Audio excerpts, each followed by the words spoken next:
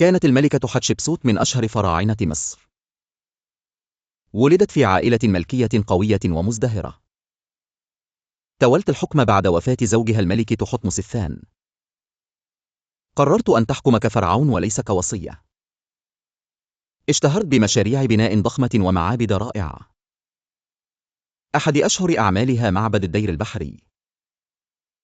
استغلت الذهب والرخام في مشروعاتها الكبرى. أرسلت بعثات تجارية إلى بلاد بونت الأثرية. تعاملت بحكمة وقوة مع الأعداء في الخارج.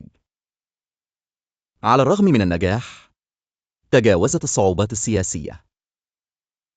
تحت قيادتها، أصبحت مصر أكثر ازدهاراً. أسست نظام حكم استثنائي في ذلك الوقت. كان أثرها واضحاً في تاريخ مصر القديم. عرفت بتجديد وتحسين الفنون والبناء.